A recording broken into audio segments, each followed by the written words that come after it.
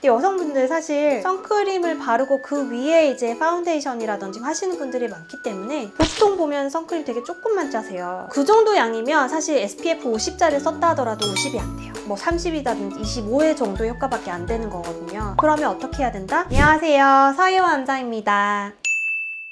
선크림 종류가 너무 많죠. 성분이 어떤지에 따라서도 있을 거고 차단 지수가 어느 정도인지에 따라 또 분류할 수도 있을 것 같아요. 일단 종류로 분류를 하자면 무기자차, 유기자차, 말이 좀 어려운데 무기자차는 무기화합물을 커버함으로써 자외선을 반사시키는 원리예요. 코끼리나 코뿔소 보시면 피부를 보호하기 위해서 본인들이 이제 진을 갖다가 바르기도 하고 진흙밭에 몸을 이렇게 뒹구르기도 해요. 그러면서 자외선으로부터 피부도 보호하고 그 열감을 좀 낮춰주는 효과가 있거든요. 그러니까 그게 사실 무기자차라고 보시면 돼요. 그대로 자외선을 흡수시키지도 않고 그대로 튕겨나가는 원리라고 보시면 되고, 대표적인 성분은 징크옥사이드, 티타늄 디옥사이드, 이런 이름들이 있으면 무기자차라고 보시면 될 것 같아요. 유기자차는 이 자외선을 반사시키는 게 아니라 화합 물질을 자외선을 흡수시켜서 열반응을 시켜서 방출시키는 원리라고 보시면 돼요. 유기자차는 옥시벤젠이나 옥시노세이트 이런 성분들이 많은데, 이런 화학 성분들이 피부에 흡수가 돼서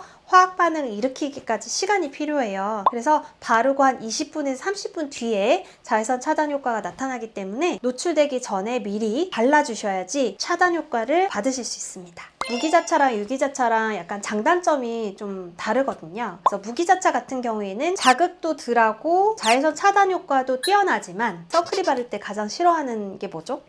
하얗게 되는 백탁 현상. 백탁 현상이 있기 때문에 기피할 수 있는 원인이 되기도 합니다. 유기자차 같은 경우에는 발림성이 굉장히 좋아요. 흡수도 잘 되고 백탁 현상도 없어요. 하지만 화학 물질에 결합이 많이 돼 있어가지고 예민한 피부라든지 자극이 될 만한 요소들이 있어요. 그리고 눈시림 있을 수 있고요. 그래서 그런 문제점들이 있어서 어린애들 같은 경우에는 무기자차를 좀 선호하기도 합니다. SPF 약간 네. 그 함유 차이도 좀 설명해 주시죠. SPF는 자외선 B를 차단해주는 지수라고 보면 되고요. PA는 자외선 A를 차단해주는 지수의 정도를 나타냅니다. 자외선 B랑 자외선 A의 차이에 대해서 좀 알아야 되는데요. 자외선 A 같은 경우에는 1년 내내 침투를 하거든요. 흐리거나 구름이 많이 잔뜩 껴있거나 비가 오거나 할 때도 자외선 A는 다 침투가 돼요. 꾸준하게 노출이 되게 되면 노화를 일으키는 주범이 돼요. 이 자외선 A 때문에 PA 지수도 꼭 보셔야 돼요. 꼭 3+ 이상 정도를 써주시는 게 좋고요. 자외선 B는 우리가 흔히 말하면 햇볕에 타는 거를 말해요.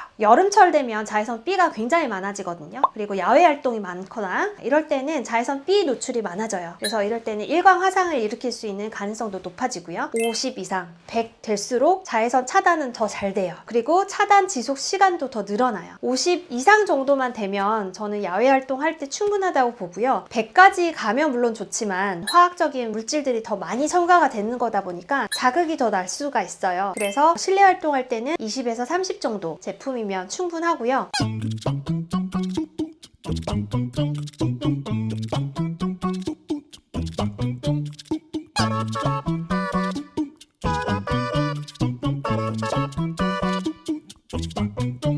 선크림 종류 중에 약간 고체로 돼서 이렇게 바르는 것도 있잖아요. 스틱이 있죠. 네네. 별반 차이가 없는 건가요? 그래서 요즘 굉장히 제형이 다양하게 나오거든요. 선쿠션이 있어요. 그다음에 스프레이로 된 거 다 나오거든요. 근데 사실 똑같아요. 이걸 어떻게 바르는지에 따라서 결과가 정말 다를 수가 있거든요. 완벽하게 잘 차단하고 싶으시면 덕지덕지 바르는 게 제일 중요하긴 해요. 크림 제형 같은 경우에는 500원짜리 동전 하나 정도로 저희가 표현을 해요. 500원짜리 동전은 꽤 크거든요. 손가락으로는 한두 마디 정도?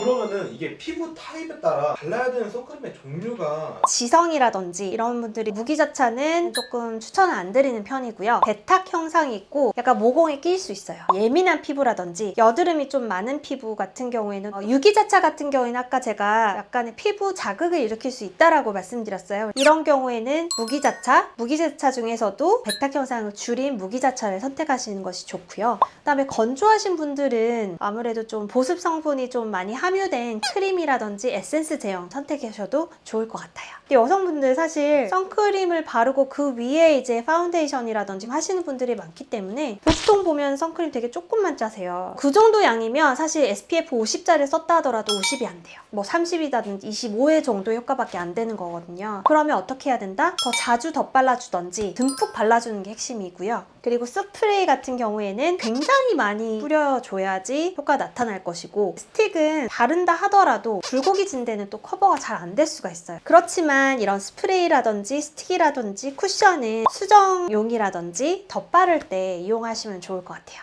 제가 또 선크림을 또 안 바르는 이유가 여러 번 씻어내도 끈적거리더라고요. 유기자차는 상대적으로 한 번에 더 잘 식히는데, 특히 무기자차 같은 경우는 먼저 유화를 시켜줘야 돼요. 처음에 클렌징 오일이나 로션 같은 제형으로 먼저 1차 세안을 해줘서 그 다음에 2차로 클렌징 젤이나 폼을 이용해서 세안을 해주시는 게 좋아요. 케어할 때 가장 중요한 거 2가지를 꼽자면 선크림, 보습 딱 2가지만 꼽거든요. 2가지만 있어도 건강하게 가꾸실 수 있기 때문에 선크림을 꼼꼼하게 잘 바르시는 것을 추천드립니다.